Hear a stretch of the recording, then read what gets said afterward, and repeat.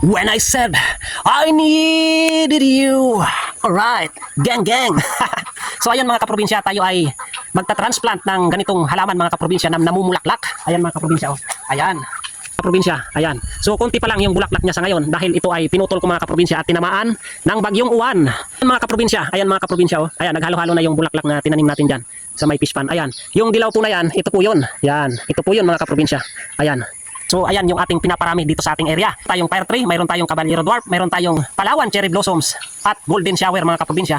At isa pa ito mga kaprobinsya sa hindi ko alam kung anong tawag nito mga kaprobinsya. Ito ay nakuha ko sa RR Beats. So shout out po sa staff ng mga taga RR Beats, sa kanila ko galing to. So hindi ko pa nare-research kung anong klaseng halaman to. Pero ang kagandahan nito mga kaprobinsya, kapag siya ay namulaklak, umpisa ng bare months, ay magbilang kayo ng 7 months. Patuloy yung kanyang pagbulaklak mga kaprobinsya.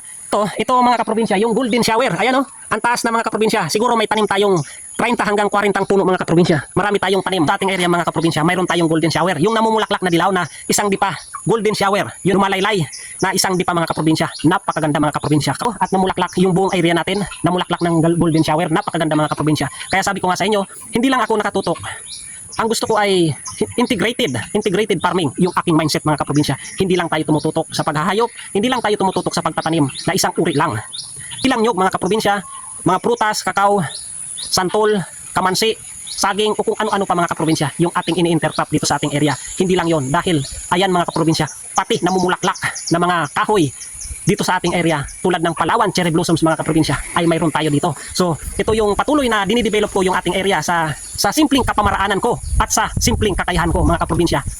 Pagdating ng araw, after 5 years, 3 to 5 years mga kaprobinsya, itong ating area walang bakante, puno ng prutas, punong-puno ng nyog at namumulaklak mga kaprobinsya. Yun yung aking hilig at mindset.